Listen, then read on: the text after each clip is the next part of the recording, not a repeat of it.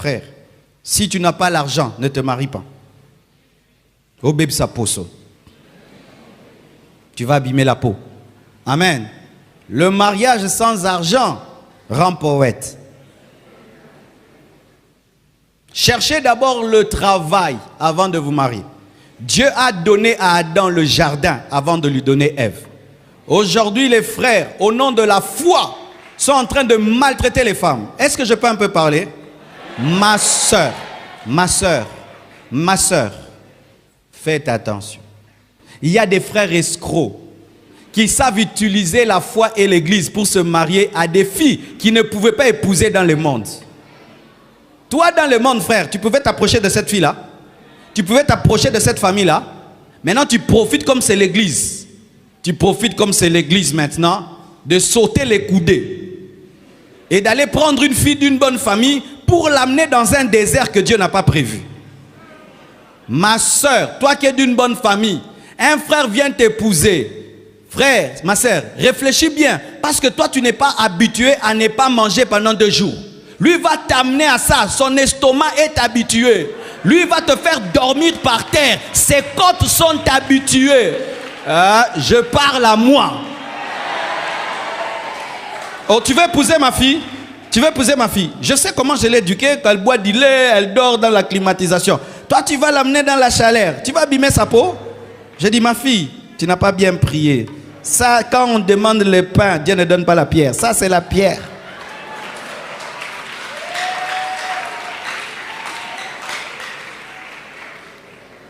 Ah, c'est ça les parents chrétiens. Vous sacrifiez vos enfants, hein? Vous sacrifiez vos enfants, chers parents chrétiens, parce que vous avez des fausses culpabilités. Vous parlez du mariage d'Isaac et de Rebecca. Lisez bien. Isaac avait des chameaux. Isaac a présenté les chameaux. Hein? Quand on a donné Rebecca à Isaac, on savait qu'elle n'allait pas souffrir. Je ne peux pas te donner ma fille pour qu'elle souffre. Jamais. Même si je suis prédicateur de la foi. Jamais. Jamais. Ma fille, je te la donne. Je ne suis pas sûr qu'elle va manger. Frère, jamais. Jamais. Je ne suis pas sûr que tu vas payer la maison. Moi, je vais te donner ma fille. Quand elle va tomber malade, vous allez venir chez moi, que je paye les soins médicaux. Ou tu épouses ma fille, moi, je dois te trouver le travail. Et je dois vous héberger. Vraiment, mes soeurs. Quelqu'un t'épouse, il est hébergé chez vous. Un aventurier de frère. Vraiment, tu n'as pas honte, hein, frère? Toi, tu épouses une fille, tu vas habiter dans la belle famille. Oh non, on vient à Bongoza Pala Boït. Moi, aventurier. Même si j'ai 1000 maisons, vous n'allez habiter aucune de mes maisons. Tu dois prendre la responsabilité. Ah, je te dis la vérité, hein? Vous êtes en train de détruire la vie de vos enfants. Tu regardes vraiment en français. Regarde cette fille de riche, elle souffre au nom de Jésus. Ah oui, hein? Ah oui, frère. Ce n'est pas bien ce que vous faites, hein? Vous utilisez l'humilité des sœurs pour les amener dans des souffrances. Si tu es kamikaze, épouse une kamikaze aussi, qui a déjà l'estomac des kamikazes et les côtes des kamikazes, et sa famille va comprendre parce que déjà ils vivent en kamikaze. Et comme ça, vous montez ensemble, hein, jusqu'à devenir grand. Je vous dis la vérité, je suis très sérieux quand je dis ça. Les païens l'ont compris, hein. Les païens ont compris ça. Parce que toi tu es à l'aise. Toi tu es à l'aise, mon frère. Toi tu vis dans la souffrance. Mais la fille là maintenant, elle n'a pas vécu dans la souffrance. Tu l'amènes dans une vie de foi où on ne sait pas si on va manger, si on va payer. Elle n'a pas vécu comme ça. Et toi tu as plein de joie, hein? Parce que toi tu as gagné une belle fille bien éduquée. Mais elle maintenant, elle va trouver la joie où? Elle va trouver la joie où? Sa maman ne peut pas venir la visiter sur les Kichikwa là.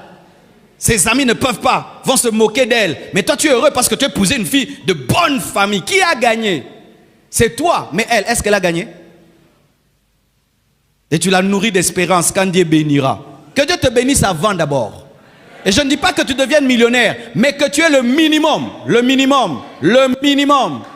C'est pourquoi la compassion, tu veux te marier, tu dois nous montrer la maison. À la compassion, on ne se marie pas, on n'a pas de maison. À la compassion, on ne se marie pas, on n'a pas de travail. Et si tu as un ministère, ce ministère doit te faire vivre. Parce que celui qui prêche l'évangile vit de l'évangile. Mais si ton évangile ne te fait pas vivre, hein, attends que le ministère monte. Ah oui, hein? Tu as l'intercession de la compassion, Dieu t'élèvera, tu te maries. Tu fais que quoi? Tu intercèdes. Et Dieu t'utilisera. Et puis vous mariez dans de telles conditions. C'est parce qu'on ne vient pas vous visiter pour voir cette fille qui pleure. Vous savez que des fois tu peux être en train de dormir comme ça, ta femme est en train de pleurer. Et puis elle sèche les larmes, elle ne te dit rien.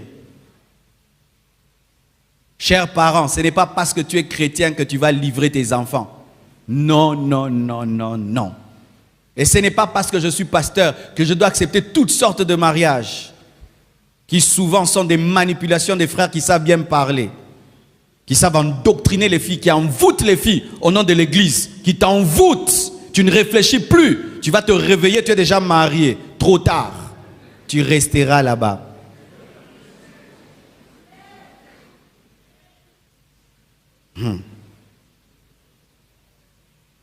Amen.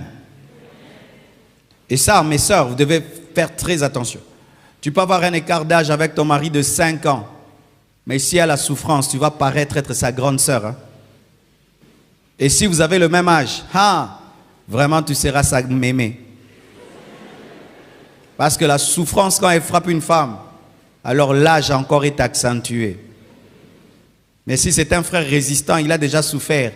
Lui, il restera jeune. Il est habitué à la manne du désert. Il a le corps du désert.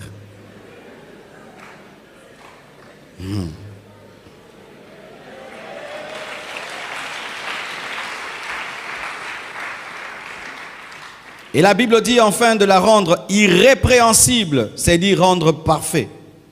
Huitièmement, dans le couple, il faut rendre irrépréhensible l'autre. Il faut rendre parfait l'autre. Rendre inaccusable l'autre. Rendre indestructible l'autre. Amen. Lorsque Dieu veut bénir un homme, il passe par sa femme. Et lorsque Satan veut détruire un homme, il passe par sa femme. Lorsque Dieu veut bénir une femme, il passe par son mari. Et lorsque Satan veut détruire une femme, il passe par son mari. Ainsi, tu dois rendre l'autre parfait, le rendre inébranlable, indestructible, en ne devenant jamais une porte d'entrée, comme l'a été la femme de Samson. Mais aussi, rendre irrépréhensible, c'est pousser l'autre vers l'excellence. Amen.